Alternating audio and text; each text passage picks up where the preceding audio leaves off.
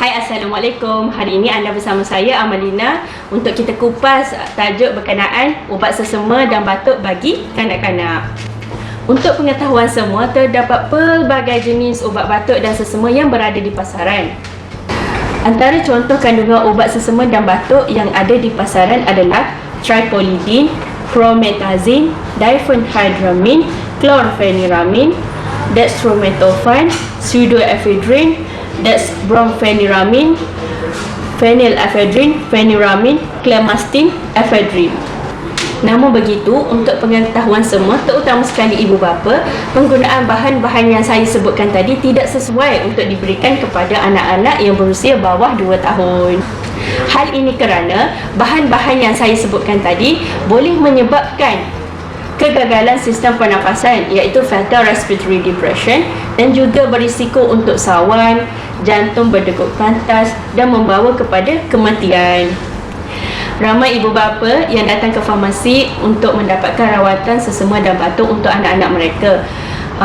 Kebiasaannya kita di farmasi kita akan tanya anak cik atau anak puan batuk dan sesama ni dah berapa lama, umur berapa, berapa kilo, berapa berat dia.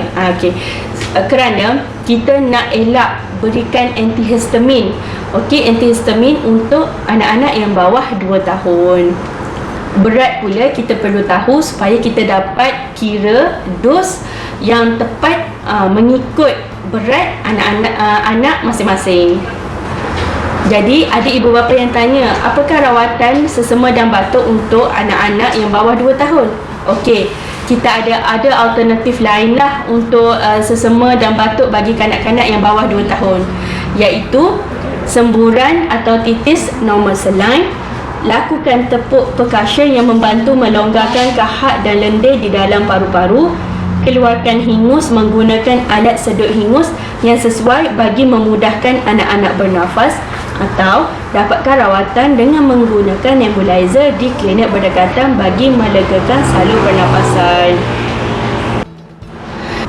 Namun begitu, ada antihistamin yang kita dapat berikan kepada anak-anak yang berumur lebih 1 tahun. Antaranya adalah desloratadine, cetirizine dihydrochloride, fexofenadine hydrochloride. Apa-apa pun, ibu bapa perlulah dapatkan nasihat daripada farmasi atau doktor yang berhampiran. Itu sahaja perkongsian saya pada hari ini. Semoga perkongsian ini membawa manfaat kepada semua orang. Jadi sebelum tu, jangan lupa untuk tekan butang like, share dan subscribe channel ini untuk info kesihatan yang lebih lanjut. Bye-bye.